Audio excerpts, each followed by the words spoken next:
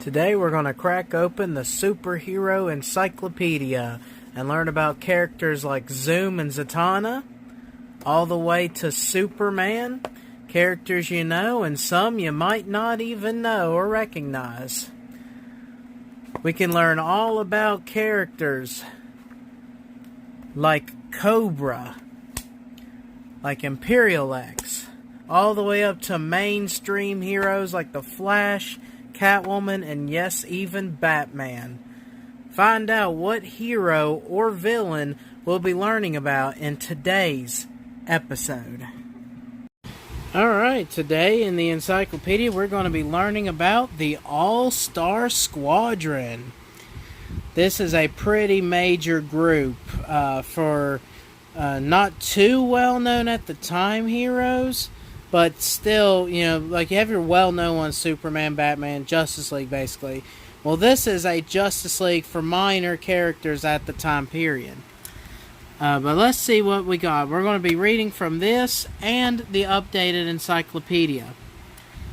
So, All-Star Squadron first appeared in the Justice League of America, issue 193, All-Star Squadron, August 1981. Then Young All-Stars number 1, June 1987. So I guess more people appeared in that issue. Like the first group appearance of it was there and then there. But I'll show both. Status Hero Team disbanded. Base New York City. Notable members and powers. We also got list of numbers here. So if you want to pause on them, that way you can see who's who. But we got Amazing Man 1, Will Everett, able to transform himself into any material he touched. Commander Steel, Hank Haywood, injured body repaired with steel alloy frame and micromotor muscles.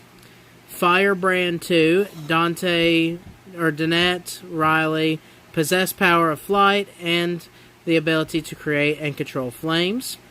Hawk Girl 1, Shira Saunders Hall, flew with artificial wings and 9th metal anti-gravity belt. Johnny Quick, Johnny Chambers, speed and flight enabled by speaking speed formula 3x2 9yz 4a. It's a little weird. Liberty Bell, Libby Bell Lawrence, super strength, agility, and ability to project sonic pulses. Plastic Man, Eel O'Brien, super pliable and rubbery resilient body. Robot Man number 1, Dr. Robert Crane, aka Paul Dennis.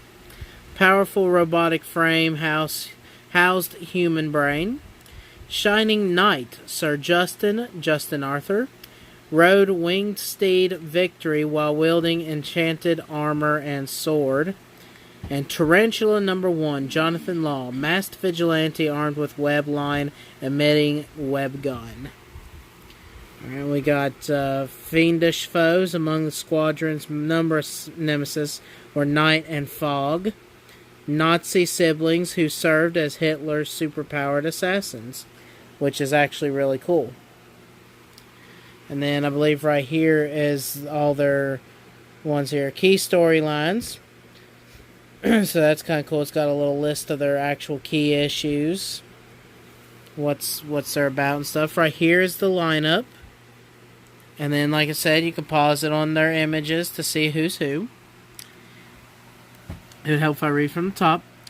Following Imperial Japan's sneak attack on Pearl Harbor in 1941, U.S. President Franklin D. Roosevelt called upon all active mystery men, the costumed heroes and heroines of America, including the entire membership of the Justice Society of America, to band together as a unified fighting force to combat the Axis powers bent upon dominating the world, both on the home front and in top-secret missions on the battlefields and behind enemy lines. The squadron, which included more than 50 members at its most powerful, answered only to FDR and the War Department, Many of its greatest adventures are still classified decades later.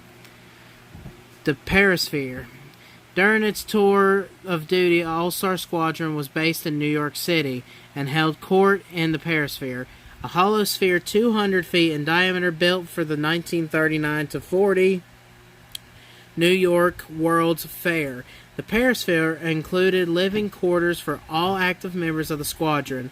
The 610-foot Trilon, a spire erected next to the Perisphere, served to house the team's All-Star Special, a modified Curtiss XP-55 Ascender aircraft outfitted with a Star Rocket Racer motor courtesy of Pat Duggan Stripesy, a.k.a. Stripesy, adult psychic of squadron member the Star Spangled Kid.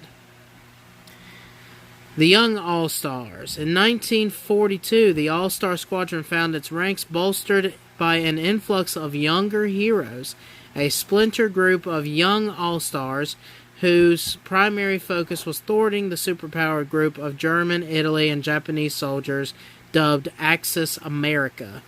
Among the young All-Star ranks were the atomic-punching Dynamite, the Fury-winged Flying Fox, the powerhouse Fury, the nigh-indestructible Iron Monroe, the aquatic Avenger Neptune Perkins, and the Japanese-American tidal wave-wielding Tsunami.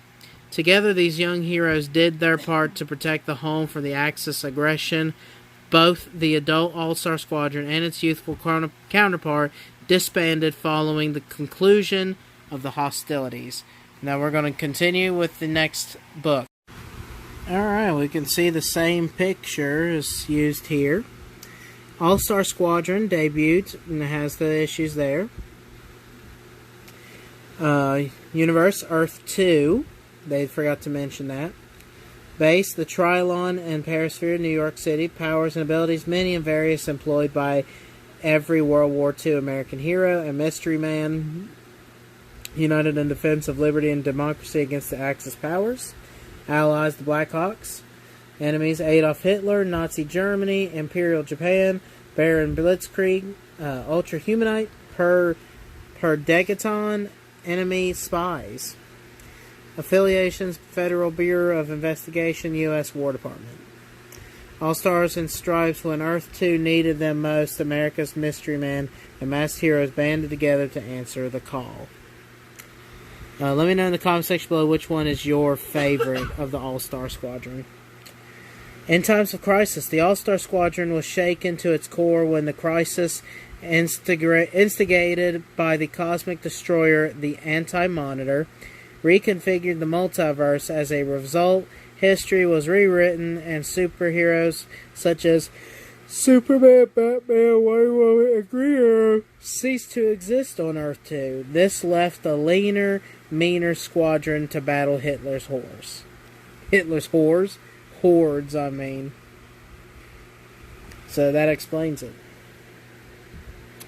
When President Franklin Delano Roosevelt received warning of an imminent Japanese attack on Pearl Harbor, he sent out an urgent call to the newly constituted Justice Society of America. Unfortunately, the JSA had been ambushed by an assassination of enemies from their own future and were unable to respond. However, with the heroic big guns available for duty, a number of the other patriots who had recently begun fighting as masked heroes acted upon the president's desperate plea, coming together in the wake of the Japanese attack and led by Liberty Bell and Hawkman. Which, I thought it would have her picture there, but I guess not. A battalion of these new heroes formed the All-Star Squadron. This loose umbrella organization comprised the JSA, 7 soldiers of victory and freedom fighters, as well as various non-aligned mystery men. Their joint mission was to defend America again until victory was finally achieved. When World War II ended, the All-Star Squadron was duly disbanded. Sorry. The costume champions' overwhelming firepower may well have ended World War II early, But for a mystic barrier that covered every inch of Axis-controlled territory, this arcane curtain served to enthrall any magic-based or susceptible hero, turning them into slaves of the aggressor nations. Alright, knowing what we know now of the All-Star Squadron, my official review for them would be a solid 10 out of 10. The first 10 out of 10 for my review, simply because in a world without the big-time hitters, Superman, Wonder Woman, Batman, who do we have? And who will fight for us? So the idea of all these lower class, I don't really want to call them lower class heroes, but just heroes that not many people speak of, like Liberty Bell, Amazing Man. You even got, shit, I used to know his name right off the bat, but I don't anymore. Johnny Quick, nobody knows his ass. Stuff like that, just like low down heroes all banding together to fight against Hitler, Japan, all of the actual real world problems. So yeah, I find it very interesting, and I love the characters they got lined up for it. There hasn't been any mention of All-Star Squadron in shows or the newer comics, to my knowledge. But like I said, if you let me know below, do you think that they should bring back an All-Star Squadron in the comics? Let me know as well. But thank you for watching. I'm Z3KO Trinity. I hope you learned something today.